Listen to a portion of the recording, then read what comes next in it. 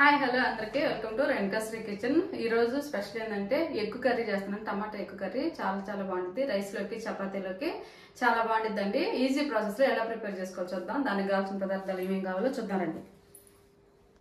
టమాటాలు అండి, నేను ఒక పావు కిలో తీసుకున్నాను, పావు కిలో పైన తీసుకున్నాను టమాటాలు. ఉడకబెట్టి పెట్టిన ఎగ్స్ అండి, ఇవి ఒక అర డజన్ తీసుకున్నా. ఒక ఆనియన్ పెద్దది సన్నగా కట్ చేసి పెట్టుకోవాలి. సాల్ట్ అండి, కర్రీ సరిపోయినంత. కారం అండి, ఒక స్పూన్ తీసుకున్నాను, పెద్ద స్పూను. పసుపు ఒక అర స్పూన్ తీసుకున్నానండి, ఒక హాఫ్ స్పూన్. అల్లం తెల్లగడ్డ పేస్ట్ అండి, ఒక స్పూన్ తీసుకున్నా. ధనియాల పౌడర్ ఒక స్పూన్. కొత్తిమీర సన్నగా కట్ చేసి పెట్టానండి కొంచెం. కర్రీ ప్రిపేర్ చేసుకుందామండి. స్టవ్ ఆన్ చేసి కడాయి పెట్టేస్తాను. సరిపోయినంత ఆయిల్ అండి కర్రీకి. ఆయిల్ హీట్ అయింది. ఆవాలు, కొంచెం జీలకర్ర.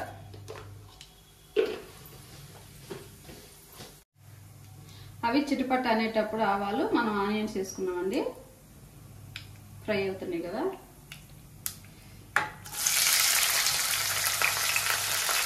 ఈజీగా చేసుకోవచ్చు అండి, బ్యాచిలర్స్ కూడా ఈజీగా చేసుకోవచ్చు. చపాతీలోకి చాలా బాగుంటుంది, వైట్ రైస్ లో కూడా బాగుంటుంది కర్రీ. చూడండి, ఆనియన్స్ ఫ్రై అవుతా ఉంది కదా, కొంచెం ఫ్రై అవనిచ్చి, మరీ ఎక్కువ వద్దండి టమాటా కర్రీకి, మరీ ఫ్రై అవ్వకూడదు. చూడండి, ఇప్పుడు ఈ అల్లం తెల్లగడ్డ పేస్ట్ వేసుకుందాం. అది కానీ ఫ్రై అయ్యింది ఆయిల్లో.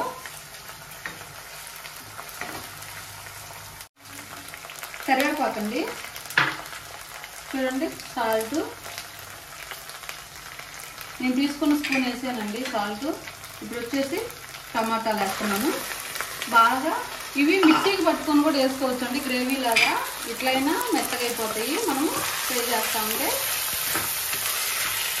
ఇవి ప్లేట్ పెట్టేసి మెత్తగా ఉడకనివ్వాలి. పసుపు వేసుకుందాం.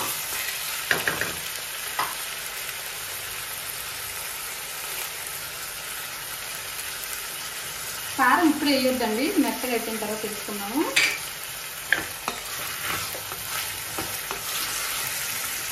ప్లేట్ పెట్టేసుకుందాం, మెత్తగా అయిపోయింది. ఒకసారి చూద్దామండి. చూడండి, ఇట్లా టమాటా ముక్కలు ఇట్లా అనుకుంటా ఫ్రై చేసుకుంటా ఉంటే వాటర్ ఏమి వేయొద్దండి, టమాటాలోనే వాటర్ వచ్చేసి అదే గ్రేవీ లాగా వచ్చేస్తుంది. ఇప్పుడు కారం వేసుకున్నాం. సరిపోయినంత కారం నేను స్పూన్ వేసానండి. వేసుకొని సిమ్లో పెట్టేసి మొత్తం టమాటా ముక్కలు మగ్గనివ్వాలి. ఆయిల్లోనే వచ్చిన వాటర్లోనే మగ్గిపోతాయి. చాలా టేస్ట్ ఉండిద్ది కర్రీ. ప్లేట్ పెట్టేసుకుందాం. కర్రీ ఉడుకుతా ఉంది కదండి, మనం ఉడకబెట్టిన ఎగ్స్ ఉన్నాయి కదా, ఇవి మనం ఘాట్లు పెట్టేసుకున్నాం. ఆ ఉప్పు కారం మసాలా అంతా ఎగ్ లోపలికి పోయి మనకు చప్పగా లేకుండా ఎగ్ టేస్ట్గా ఉండిద్దండి. మనం లేదంటే హాఫ్ కట్ చేసుకొని అయినా వేసుకోవచ్చు. నేను ఇట్లా ఘాట్లు పెట్టేసి వేస్తున్నాను. ఇట్లా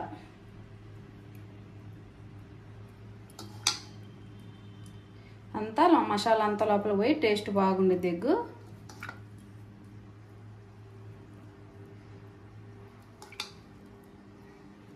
ఒకసారి కర్రీ చూద్దామండి. చూడండి, ఆ టమాటాలు వచ్చే వాటర్తోనే మనకి గుజ్జుగా వచ్చేసింది. ఇప్పుడు ధనియాల పౌడర్ వేసుకున్నాము. వేసిన తర్వాత ఎగ్స్ కట్ చేసి పెట్టుకున్నాం కదండి, ఎగ్స్ వేసుకున్నాం.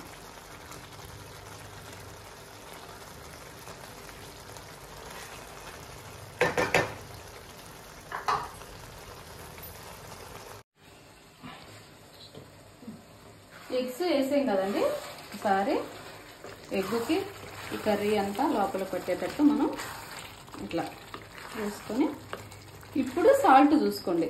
ఉప్పు చూసుకుంటే మనకి చాలకపోతే ఇప్పుడు వేసుకోవచ్చు. కారం అదంతా సరిపోయిద్ది. ఇప్పుడు మనం ఉప్పు చూసుకున్నాము.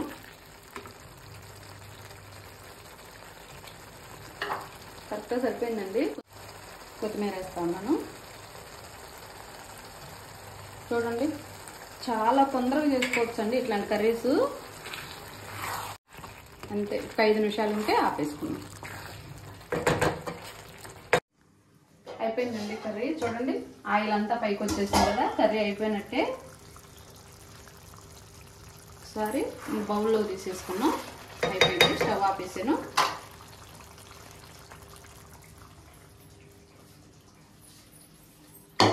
బౌల్లో తీసేసుకున్నాం.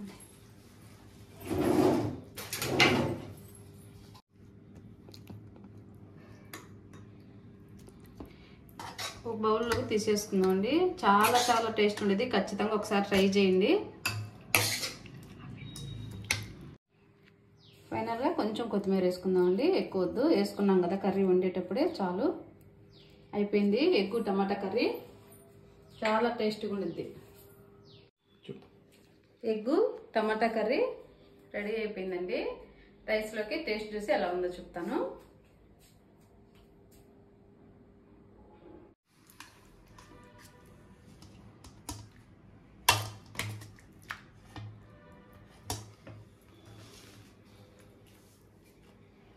మనం ఇట్లా ఘాట్లు పెట్టుకుంటే మనకి వండిన కర్రీ అనేది ఎగ్లో లోపలికి పోయిద్దండి. ఉప్పు కారం అంతా మసాలా అంతా బట్టి టేస్ట్ బాగుంటుంది ఎగ్గు.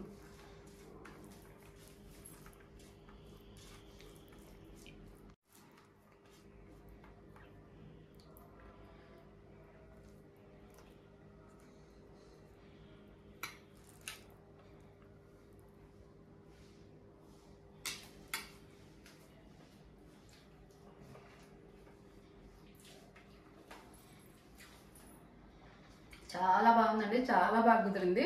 ఖచ్చితంగా మీరు ట్రై చేయండి. నచ్చితే కామెంట్ చేసి సబ్స్క్రైబ్ చేసి లైక్ చేయటం మర్చిపోవద్దండి. బాయ్.